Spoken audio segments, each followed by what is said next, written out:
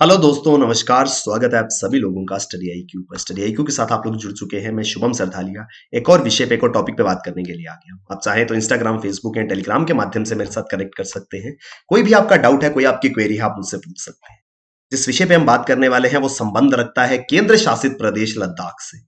तो लद्दाख केंद्र शासित प्रदेश में जल्द ही राज्य सैनिक बोर्ड को शुरू किया जाएगा। राज्य सैनिक बोर्ड एक ऐसी इकाई है जो भूतपूर्व सैनिकों के लिए, या वो सभी लोग जिन्होंने भारतीय सेना को, इंडियन डिफेंस फोर्सेस को अपनी सर्विसेज दी हैं, उनकी जो वीर नारियां हैं या उनके जो डिपेंडेंट्स हैं, उन लोगों की वेलफेयर के लिए बनाया गया है। तो हर एक राज्य या केंद्र शासित प्रदेश में राज्य सैनिक बोर्ड होता है, लेकिन क्योंकि नवनिर्वाचित केंद्र शासित प्रदेश है लद्दाख, कुछ ही समय पहले लद्दाख को जो है वो केंद्र शासित प्रदेश बनाया गया था, तो वहां पर राज्य सैनिक बोर्ड जो है वो बनाया गया है। अगर आप सिविल सर्विसेज के लिए प्रिपेयर कर रहे हैं तो आपके लिए बेहतरीन स्मार्ट कोर्सेज studyIQ.com या studyIQ की ऐप पर आपको मिलेंगे।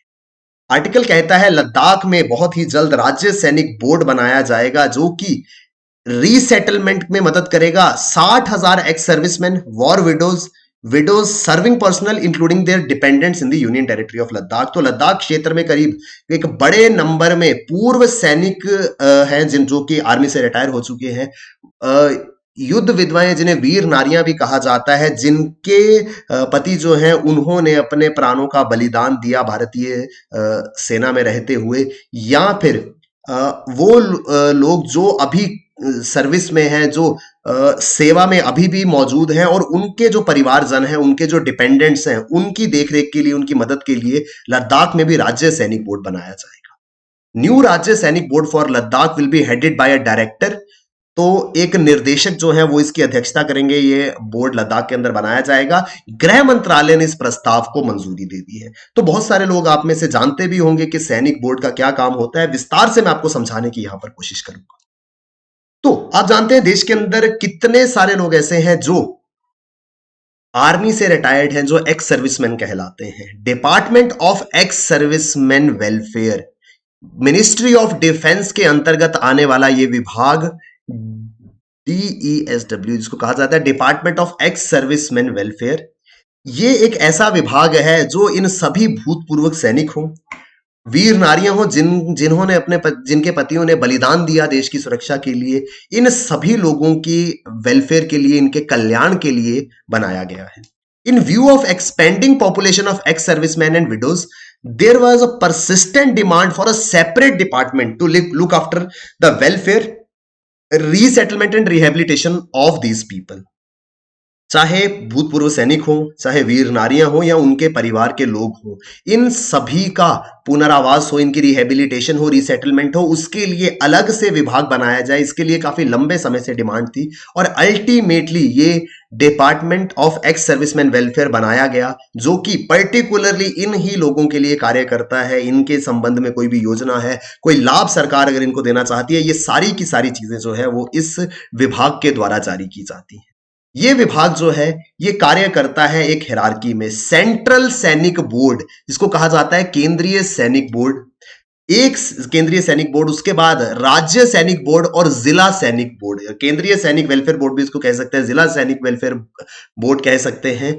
राज्य सेंट्रल लेवल पे, स्टेट या यूटी लेवल पे और डिस्ट्रिक्ट लेवल पर हिरार्की में अलग अलग बोर्ड्स बनाए गए हैं, जिनका काम क्या है, these are responsible for policy formulation and implementation. तो किसी भी प्रकार की नीति को बनाना है या उसको इंप्लीमेंट करना है, वो अथॉरिटी इन बोर्ड्स के पास है। और क्या किस क्षेत्र में, किस सेक्टर में ये पॉलिसी बनाते हैं, इनका संबंध होता है एक्स सर्विसमैन, विडोज और उनके डिपेंडेंट्स, भूतपूर्व सैनिकों के डिपेंडेंट्स का कोई वेलफेयर हो, कोई उनके कल्याण की बात हो, चाहे वो राष्ट्रीय स्तर पर है, चाहे वो राज्य स्तर पर है, या वो जिला के स्तर पर है।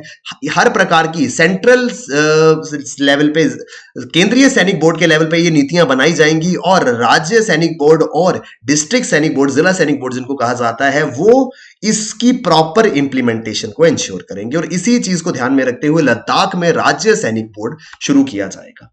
वन केंद्रीय सैनिक बोर्ड एट द सेंटर, तो राज्य केंद्र में एक सैनिक बोर्ड है, 32 राज्य सैनिक बोर्ड है और 403 जिला सैनिक बोर्ड देश के अंदर मौजूद है। और अब इसमें एक और एडिशन होगी लद्दाख की।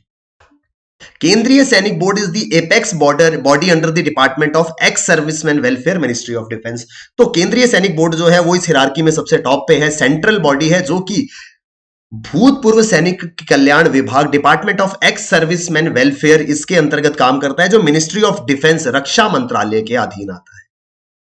Body is the apex body, ये सर्वोच्च निकाय है जिसके अंतर्गत राज्य सैनिक बोर्ड और जिला सैनिक बोर्ड जो है वो काम करते हैं, और ये राज्य सैनिक बोर्ड अब लद्दाख में बनाया जाएगा जिसके अंडर काम करेंगे जिला सैनिक वेलफेयर ऑफिसेज लेह और कारगिल के। तो लेह और कारगिल दोनों जिलों में जिला सैनिक वेलफेयर ऑफिसेज जो हैं वो अब लद्दाख राज्य सैनिक बोर्ड के अंतर्गत आएंगे, और किसी भी प्रकार का कल्याण का या पुनर्वास संबंधित कोई भी मामला है भूतपूर्व सैनिकों का लद्दाख में, उसके बारे में जितने भी डिसीजंस होंगे वो सारे के सारे ये राज्य सैनिक बोर्ड लद्दाख का लेगा। It shall also be an effective link between center and the UT administration। अब केंद्र की जो सरकार है, सेंट्रल एडमिनिस्ट्रेशन है, और केंद्र शासित प्रदेश यूटी ऑफ लद्दाख की जो एडमिनिस्ट्रेशन है उसमें एक कनेक्ट के रूप में ये काम करेगा, क्योंकि मिनिस्ट्री ऑफ डिफेंस रक्षा मंत्रालय द्वारा जो विभिन्न नीतियां बनाई जाएंगी उनकी इंप्लीमेंटेशन के लिए ये इंपॉर्टेंट होगा, क्योंकि डायरेक्ट जो सेंटर की गाइडलाइंस है, सेंटर की जो इंस्ट्रक्शंस होती हैं उसको सही ढंग से राज्य में इंप्लीमेंट करने की जिम्मेवारी जो है वो राज्य सैनिक बोर्ड की होती है। तो एक लिंक की तरह काम करेगा सेंटर और यूटी के बीच में, और अल्टीमेटली इससे काफी ज्यादा लाभ जो है वो एक्स सर्विसमैन, वॉर विडोज और उनके डिपेंडेंट्स को मिलेगा। The board will facilitate better coordination and ensure access to welfare schemes under the रक्षा मंत्री एक्स सर्विसमैन वेलफेयर फंड। तो रक्षा मंत्री भूतपूर्व सैनिक कल्याण कोष एक फंड जिसका उद्देश्य है कि किसी भी प्रकार के एडवर्स सिचुएशन में जो एक्स सर्विसमैन है, उनके डिपेंडेंट्स है, उनकी फैमिलीज है, उनका कल्याण सुनिश्चित किया जा सके। उस कोष से या डिफेंस मिनिस्ट्री से कोई भी अगर लाभकारी योजना इस पर्टिकुलर सेक्शन ऑफ सोसाइटी के लिए आती है तो उनको इसका संपूर्ण लाभ मिल सके, इसी उद्देश्य के साथ में लद्दाख में यह राज्य सैनिक बोर्ड बनाया जा रहा है। Ladakh scouts regiment will accrue maximum benefits. आप जानते हैं कि आर्मी के अंदर अलग अलग यूनिट्स होती है, अलग अलग रेजिमेंट्स हैं, तो लद्दाख से आने वाले लद्दाख स्काउट रेजिमेंट जो है, क्योंकि लद्दाख के मैक्सिमम लोग जो है वो लद्दाख स्काउट्स का पार्ट है, तो लद्दाख स्काउट रेजिमेंट जो है उनको सबसे ज्यादा बेनिफिट इसका मिलने वाला है from the welfare schemes extended through the board, as the majority of ex-servicemen availing benefits belong to that regiment। तो लद्दाख क्षेत्र के सब मैक्सिमम लोग जो हैं जो आर्मी में हैं वो लद्दाख स्काउट से संबंधित है। तो जब इस प्रकार का ऑफिस लद्दाख में बनाया जाएगा तो सबसे ज्यादा लाभ लद्दाख स्काउट रेजिमेंट को होगा इस जिला सैनिक इस राज्य सैनिक बोर्ड के बनने से। तो करीब 60,000 लोग ऐसे हैं जिनको इससे लाभ मिलेगा, जो लद्दाख में या तो एक्स सर्विसमैन है, वीर नारियां हैं, उनके परिवारजन है, या फिर कुछ लोग जो अभी भी सेवा में हैं, जो भविष्य में रिटायर होंगे, उन सभी को इससे बहुत ज्यादा लाभ मिलेगा। इस उद्देश्य से ये बोर्ड बनाया जा रहा है। आई होप हमको विस्तार से समझ आया होगा क्यों राज्य सैनिक बोर्ड लद्दाख में बनाया जा रहा है, क्या इसका काम है, किस तरीके से ये कार्य करता है, किस बॉडी के अंदर ये आता है, और कैसे वेलफेयर स्कीम्स को इसके थ्रू इंप्लीमेंट किया जाएगा। अगर आप सिविल सर्विसेज के लिए प्रिपेयर कर रहे हैं, StudyIQ.com या StudyIQ की ऐप पर आपको बेहतरीन स्मार्ट कोर्सेज मिलेंगे। StudyIQ के सभी कोर्सेज में प्राइस हाइक होने वाला है, तो उस प्राइस हाइक से पहले इन कोर्सेज को डेफिनेटली एनरोल करें।